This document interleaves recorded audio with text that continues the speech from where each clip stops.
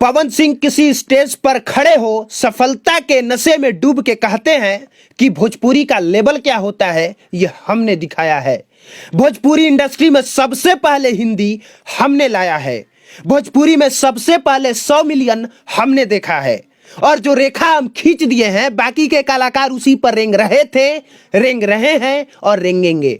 तो सुनिए पवन सिंह जी, मैं पब्लिक प्लेटफॉर्म से कुमार अभिनव आपको खुला चैलेंज देता हूं कि आपकी कही हुई इन्हीं तीनों बातों को अगर गलत ना साबित कर दिया तो मैं इस जगह पे बैठ के चिल्लाना छोड़ दूंगा।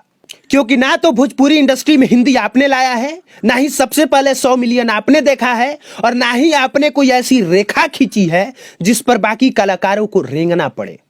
क्योंकि अगर आपको लगता है कि पायल देव के साथ हम बादल बन जाई त तू बारिश बन के आई है ये गाना गा देने से, या फिर सोनू निगम के साथ छठ वाला गीत बना देने से, अगर आपको लगता है कि भोजपुरी इंडस्ट्री में हिंदी सबसे पहले आप लेके आए तो आप गलत हैं पवन सिंह जी।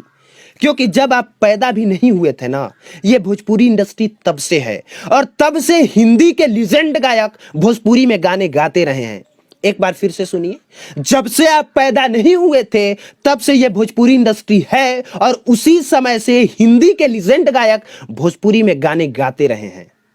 किशोर कुमार, मोहम्मद रफी, सुरेश वाडकर, लता मंगेशकर और आशा भोसले जैसे हिंदी गायक भोजपुरी में गाने गाते थे।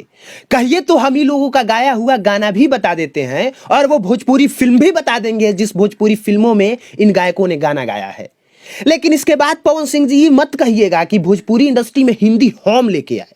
भोजपुरी इंडस्ट्री की पहली फिल्म गंगा मैया तोहे पियरी चढ़ाई, उस फिल्म में गाना लता मंगेशकर जी ने गाया है। और अगर यकीन ना हो तो शौक से जाके यूट्यूब और गूगल पे सर्च कर लीजिएगा। एक और फिल्म है गंगा किनारे मोरा गांव और उसमें का एक गाना है कहे के त सभे के हुआ आपन कहावे वाला केबा।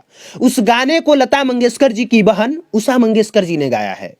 मोहम्मद रफी और किशोर कुमार ने भी भोजपुरी इंडस्ट्री में गाने गाए हैं। गाना का नाम भी बता देते हैं। मोहम्मद रफी जी ने भोजपुरी फिल्म बलम परदेसिया में गाने गाए हैं और जाने कैसन जादू कैलू देहलू मंतर मार हो गई नी हम तहार, इस गाने को किशोर कुमार जी ने गाया है।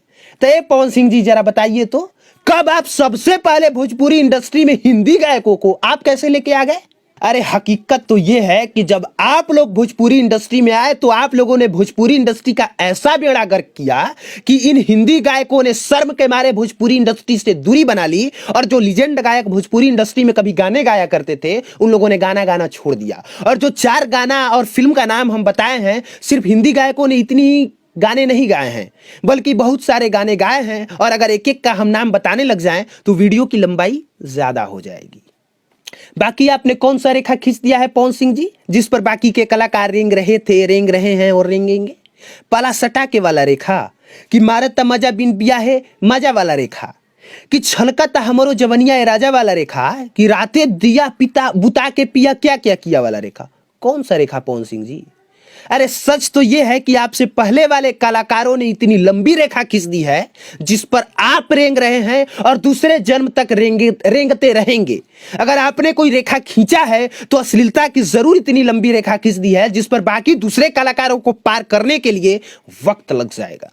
भोजपुरी में लेवल की बात करने वाले पवन सिंह जी, आप तो ये तक नहीं जानते कि भोजपुरी इंडस्ट्री का एक वो भी वक्त आया था जब भोजपुरी इंडस्ट्री पूरी तरह से डूब गई थी और उस समय के हीरो नाजिर हुसैन, सुजीत कुमार, राकेश पांडे, कुणाल और रवि किशन हुआ करते थे।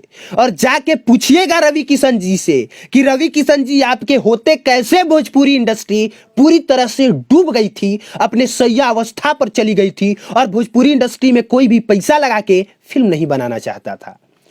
तब मनोज तिवारी की एक फिल्म आई थी ससुरा बड़ा पैसा वाला। वो मनोज तिवारी और मनोज तिवारी की फिल्म थी जिसने भोजपुरी इंडस्ट्री को एक नई संजीवनी दी, जिसके बाद से भोजपुरी इंडस्ट्री ने एक नया मुकाम हासिल किया और आप आके उसी ट्रेंड पर रेंग रहे हैं और दूसरे कलाकारों को कहते हैं कि हमने रेखा खींचा है जिस पर बाकी लोग रेंगेंगे।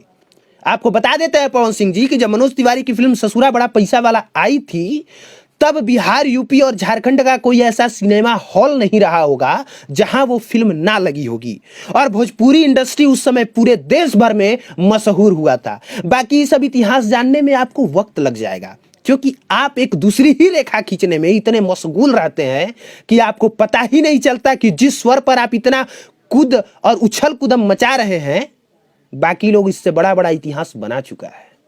और ये वीडियो शूट करते हुए हम बहुत बढ़िया से जानते हैं कि किस तरह से आपके फैंस लोग आएंगे और ये वीडियो देखने के बाद तड़तड़ाएंगे, और तड़तड़ाने के बाद किस तरह से पूरा कमेंट बॉक्स गालियों से भर देंगे, और ये भी पूछेंगे कि खेसारी लाल यादव आपके रिश्तेदार लगते हैं क्या, जो सिर्फ पवन सिंह को टारगेट कर रहे हैं।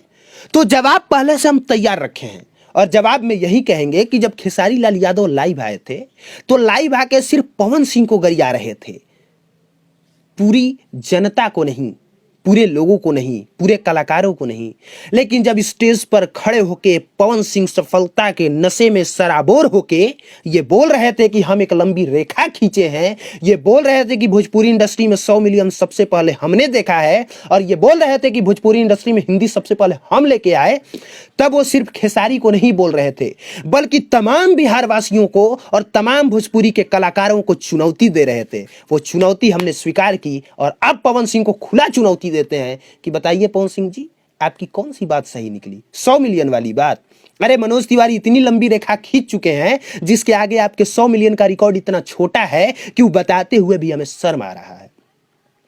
बाकी पब्लिक प्लेटफॉर्म देखने के लिए और पब्लिक प्लेटफॉर्म के भोजपुरिया एपिसोड को स्पेशली सपोर्ट करने के लिए आप सबका धन्यवाद।